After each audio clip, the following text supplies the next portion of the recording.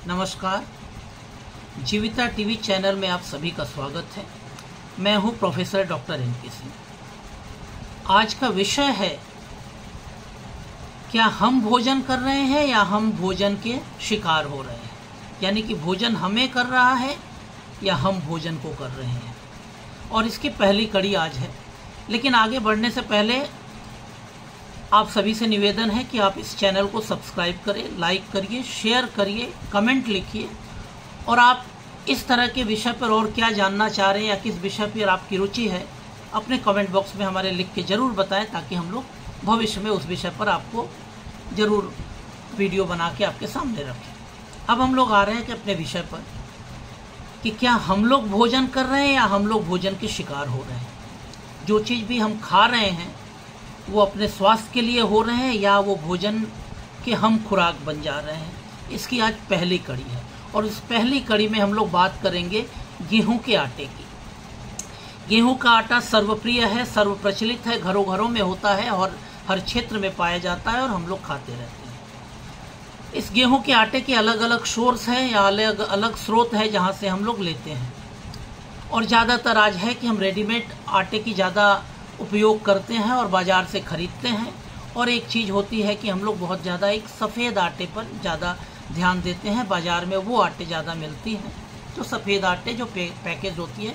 और एक आटा जब चक्की आटा होती है या जो गेहूं को खुद पिसवाया जाता है तो थोड़ा सा भूरापन लिए होता है।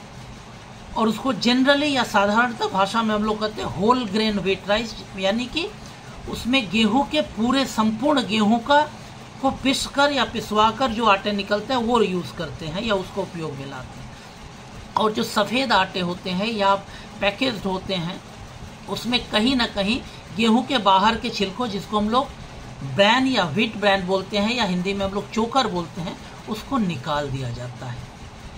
और उसको निकाल दिए जाने का मतलब है कि गेहूं के अंदर जो माइक्रो न्यूट्रिएंट है वो कहीं ना कहीं उस आटे से अलग हो जाता है या पृथक कर दिया जाता है, जो हमारे शरीर के लिए आवश्यक है, स्वास्थ्य के लिए आवश्यक है। उसे हम कहीं ना कहीं अपने इस ब्रैन को या इस चोकर को निकाल के उस चीज़ को अभाव में दे देते हैं और वो आटा कहीं ना कहीं हमारे स्वास्थ्य के लिए एक चुनौती बन जाती है। दूसरी चीज़ होती है कि जब हम वाइट आटा या सफ़ेद आटा खाते हैं तो कहीं ना कहीं हमारे शरीर पर एक तो ये हुआ कि हमें माइक्रो न्यूट्रिएंट नहीं मिलती, दूसरे हमें फाइबर नहीं मिलता। ये फाइबर जो गेहूं में होता है वो नहीं निकलता, इसलिए हमारे डाइजेशन में, हमारे मेटाबॉलिज्म में इफ़ेक्ट होता है, हमारी कॉन्स्टिपेशन होती है, बॉवेल मूवमेंट क्लियर नहीं होता है और जो भी खाते हैं वो पोषण प्रॉपरली या ठीक तरह से अवशोषित नहीं होता है। यानी कहीं ना कहीं हम भोजन तो करते हैं लेकिन हमारे शरीर के लिए जो आवश्यक पोषक होता है उसी आटे के वो खाकर उस पोषक की कमी का शिकार बनते हैं और कहीं ना कहीं अपने शरीर को रोगग्रस्त बनाते हैं।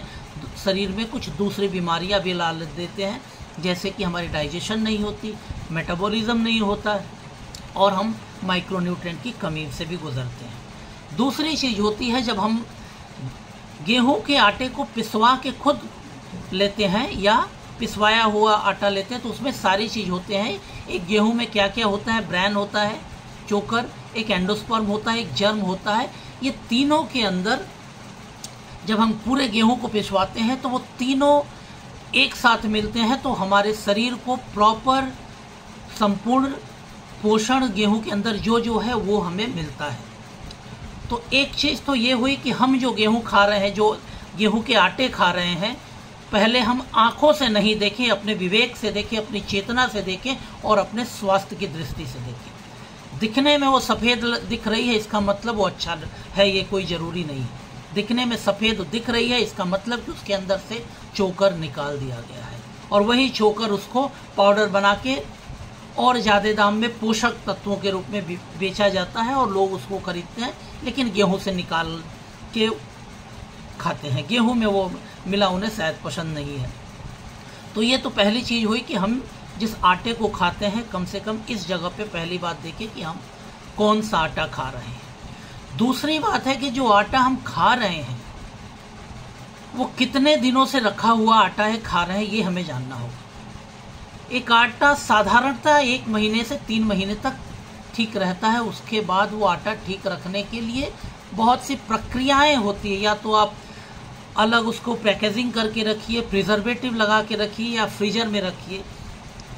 साधारणतः 1 से 3 महीने के बाद आटे रहते नहीं, पहली बात। और जो ज़्यादा रहते हैं, अगर प्रिजर्वेटिव लगा के उसको सुरक्षित रखा जा रहा है, इसका मतलब आटे के साथ आप वो केमिकल भी खा रहे हैं, वो भी आपके स्वास्थ्य को एक चुनौती दे रहा है या स्वास्थ्य पर खतरा दे रहा है। दूसरी बात, जो सफ़ेद आटे की जो बात हम लोगों ने अभी की, अगर वो सफ़ेद आटे हैं तो वो ज़्यादा दिन तक सुरक्षित रहते हैं, लेकिन चोकर युक्त जो आटा है वो ज़्यादा दिन सुरक्षित नहीं रहता, क्योंकि जो आपके आटे में जो चोकर है या जो ब्रैन है उसके अंदर इसेंशियल बहुत से ऑयल हैं और वो जल्दी ख़राब हो सकते हैं अगर उसको ठीक से नहीं रखा जाए। लेकिन स्वास्थ्य की दृष्टि से वही आटे सही हैं आपके लिए, इसलिए कम दिन में ख़राब हो रहे इसलिए वो आटे अच्छे नहीं है, ऐसा नहीं है, क्योंकि उसमें आवश्यक पोषक तत्व है।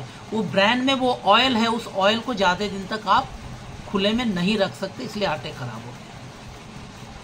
तो इसलिए आटे चुनने के पहले ये ख्याल रखिए कि जो आटे आपने लिए हैं वो कितने दिन पहले पिसे गए हैं। अगर वो 3 महीने से ज़्यादा पिसे हैं और फिर भी आपके पास हैं, तो या तो आटे ख़राब हो चुके हैं या फिर समझिए कि वो वाइट फ्लोर है, वो आपके गेहूं के, संपूर्ण गेहूं के या होल व्हीट फ्लोर नहीं है, माने उसमें ब्रैन, एंडोस्पर्म और जर्म जो गेहूं के पूरे पार्ट्स हैं सबको मिला के आटे नहीं बनाए गए, उससे वो ब्रैन को निकाल के सिर्फ सफ़ेद आटे बनाए गए। तो ये आप पहले ध्यान रखिए। दूसरी बात है कि अगर किसी भी वजह से आप अगर जो आटे की गुणवत्ता के समय जितने दिन तक गुणवत्ता रहती है उसके बाद आटे खाते हैं, यानी कि आटे ख़राब हो चुके हैं, 3 महीने 4 महीने से ज़्यादा हो गए हैं, तो वो अगर आप आटे खाते हैं तो कहीं ना कहीं आपके शारीरिक दृष्टि से, अगर कम मात्रा में खाते हैं तो कोई बात नहीं, लेकिन अधिक मात्रा में और बार बार खाते हैं तो खराब हो गए या रिंस्ड हो गए आटे आपके स्वास्थ्य को बहुत बड़ा नुकसान पहुंचा सकते हैं। वो आपके लीवर की नुकसान हो सकती है, आपके स्वास्थ्य की नुकसान हो सकती है, यहाँ तक कि पेपर ये भी कहते हैं रिसर्च की, वो कहीं ना कहीं कैंसर तक को भी प्रभावित कर सकते हैं। तो इसलिए ध्यान रखिए कि जो आटे आप खा रहे हैं, जो आटे ले रहे हैं, वो खा रहे हैं वो कहाँ से ले रहे हैं, वो कितने दिन पैकेज्ड हैं। बेहतर हो कि आप गेहूँ खुद लेके खुद चक्की पे पिसवाइए और वो खाइए, तो ये ज़्यादा अच्छा है। इसके साथ एक बात और मैं कहना चाहूँगा आप लोगों से कि आटे जो पिसे जा रहे हैं वो क्या मिल में पिसे गए हैं या चक्की पे पिसे गए हैं। ये आपको ध्यान रखना होगा कि जो चक्की पे पिसे जाते हैं तो वो चक्की पे जो होती है, चक्की की पिसाई जब होती है वो पत्थर से होती है, पत्थर के बीच में होती है।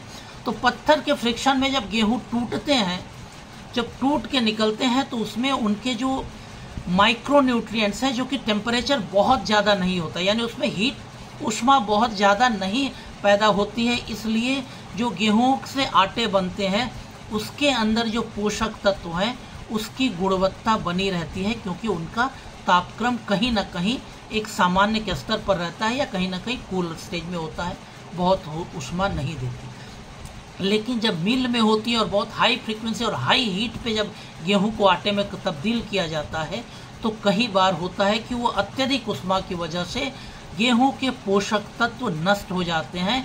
यानी कि गेहूं वही है, लेकिन 2 प्रक्रिया से अगर आटे बनाते हैं तो दोनों प्रक्रियाओं में गेहूं के आटे बनने की प्रक्रिया में गुणवत्ता में अंतर आ जाता है। इसलिए आप एक ही गेहूं के आटे खाते हैं लेकिन 2 प्रक्रियाओं से बने खाते हैं तो उसका शरीर के स्वास्थ्य पर अलग अलग असर पड़ता है। तो ये आपको ध्यान रखना है कि आप जब गेहूं खाते हैं, गेहूं के आटे को खाते हैं, तो उसको आटे बनने में किस प्रक्रिया को फॉलो किया गया और उसके जो अंदर के पोषक तत्व हैं या न्यूट्रिटिव वैल्यू है उसको कितना बचाया गया है। ये अगर आप ध्यान में रखते हैं तो बेहतर है कि आप अपने स्वास्थ्य की दृष्टि से ठीक हैं, स्वस्थ हैं और सही जगह पे आप अपने स्वास्थ्य को देख रहे हैं।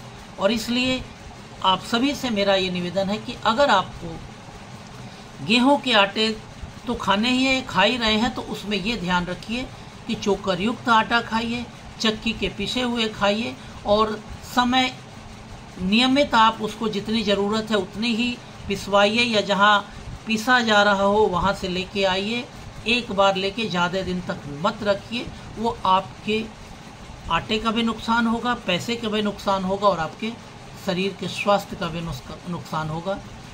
तो आज के लिए इतना ही, ये पहली कड़ी है। अब इसके बाद दूसरी कड़ी में हम लोग और ऐसे ही किसी और विषय पर चर्चा करेंगे कि और कौन सा चीज़ है जो भोजन में हम जिसको भोजन के रूप में तो स्वीकारते हैं, लेकिन कहीं ना कहीं प्रत्यक्ष या परोक्ष हम खुद उसके भोज्य बन जाते हैं और अपने स्वास्थ्य को हम खतरे में डालते हैं। तो आज के लिए इतना ही। एक बार फिर आप सभी को बहुत बहुत धन्यवाद और चैनल को सब्सक्राइब ज़रूर करिए, लाइक करिए। धन्यवाद, नमस्कार।